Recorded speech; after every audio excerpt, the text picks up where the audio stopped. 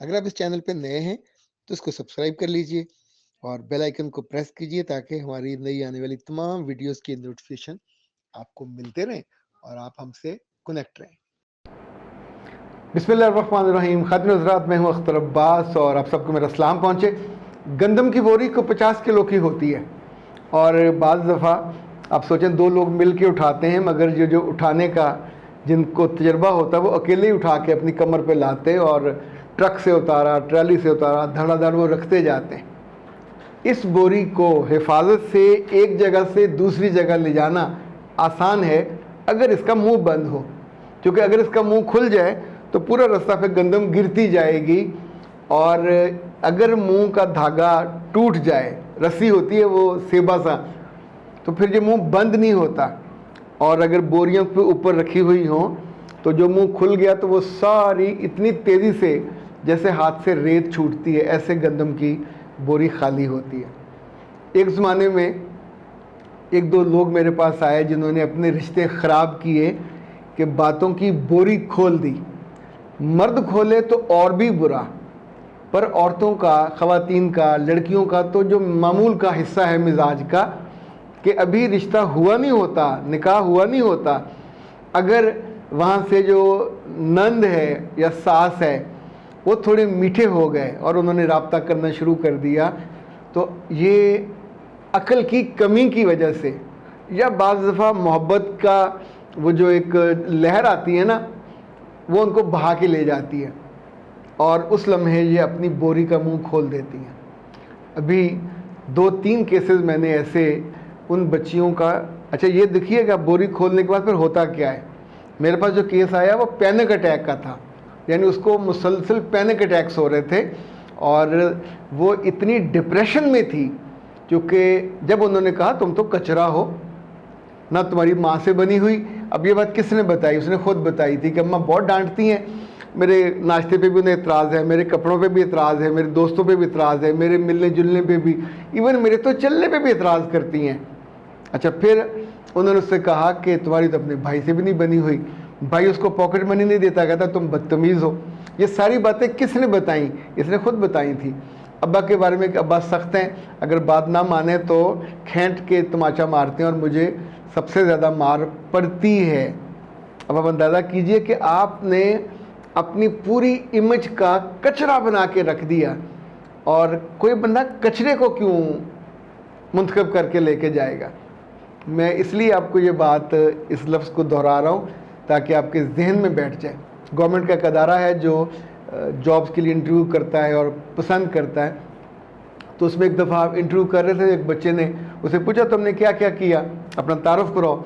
उसने कहा 3 दफ़ा मैं CSS में फ़ेल हुआ, 3 दफ़ा मैं PCS में फ़ेल हुआ, आज फिर फ़ेल होने आया हूँ। तो मैंने उससे कहा कि तुम्हें क्या लगता है हम यहाँ कचरा जमा करने बैठे? We are here to collect the best. तुम अपना तारुफ ये करा रहे हो कि मैं तो कचरा हूँ, हर जगह से रिजेक्ट होके एक बार फिर रिजेक्ट होने आया हूँ, तो तुम पे कोई क्यों मेहरबान हो या तुम्हें कोई क्यों कंसिडर करे। तो इसी तौर पे ए प्यारी लड़कियों, तुम अपने आप को प्यारा बना के रखा करो। जब आपके दिल में अपने बारे में, अपने ख़ानदान के बारे में बहुत सारी बातें बताने का मन करे, बिल्कुल तबीयत उस पर आमादा हो, तो फिर आपने सोचना है कि सर ने कहा था कि बातों की बोरी का मुंह नहीं खोलना। उनसे उनके बारे में पूछें, उनके मियाँ, उनके भाई, उनके बच्चे, उनका घर, उनकी पढ़ाई, उनकी जवानी, उनका बुढ़ापा, इतने मौज़ूआत हैं। फ़िल्म के बारे में पूछ लें, गाने के बारे में पूछ लें, उनकी नमाज़ों के बारे में पूछ लें, उनकी तिलावत कुरान के बारे में पूछ लें, कोई नई हदीस पढ़ी उसके बारे में पूछ लें, एंगेज करें। लेकिन उस फ़ोन को बेवक़्त मत कीजिए। जब आप अपनी कमज़ोरियाँ, जब कभी इंटरव्यू के लिए जाए ना, लोग पूछते हैं तुम्हारी कमज़ोरी क्या है, तो वो बेवकूफ़ आदमी होगा जो बताए कि मुझे नींद बड़ी आती है, मेरा काम में दिल नहीं लगता, लोग मुझ पे एतबार नहीं करते, अक्सर लोग मुझे बेवकूफ़ समझते। अब जो जो आप बताते जाओगे तो ये सारी चीज़ें डॉक्यूमेंट होती जाएंगी कि ये बेवकूफ़। अच्छा उस बेवकूफ़ को वो क्यों रखेंगे? तो इन्होंने इन दोनों तीनों केसेस में लड़कियों ने अपनी ससुरालियों को, एक ने नंद को, एक ने सास को।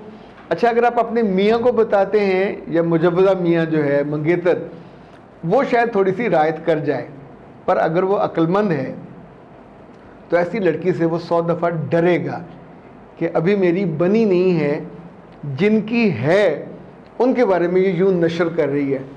तो ये जो बराह रास्त नशरियात हैं अपने घर वालों, अपने रिश्तों के बारे में, ऐ प्यारे बच्चों, ये आपके लिए सख्त नुकसानदेह हैं। रियली इट्स अ कचरा, और कचरे को फिर कचरे समेत वो लोग फेंक देते हैं। और जब रिजेक्शन होती है और साथ सबूत के तौर पे डॉक्यूमेंट लगते हैं कि तुम्हारी भाई से नहीं बनी, तुम्हारी माँ से नहीं बनी, तुम्हारी बाप से नहीं बनी, तुम उस घर में नापसंदीदा हो, तो वो हमारे पास ऐसा ख़राब माल हमको दे रहे हैं, हमें नहीं चाहिए। तो अब आप अपने घर वालों को भी मुंह दिखाने के काबिल नहीं रहते कि आपने उनके ख़िलाफ़ बातें की हुई हैं जो आपको नहीं करनी चाहिए थी, जो उसके बाद बेसुकूनी आप सहती हो। यानी एक ने मुझे कहा कि सर मैं सोच सोच कर 2 दफ़ा बेहोश हुई हूँ, मुझे इतनी इंसल्ट फील हुई है कि इतनी मैं खूबसूरत हूँ, इतनी पढ़ी लिखी हूँ, मुझे ख़ुद को कैरी करना आता है, लोग मेरी तारीफ़ करते हैं, और उन्होंने मुझे किस बात पर रिजेक्ट किया।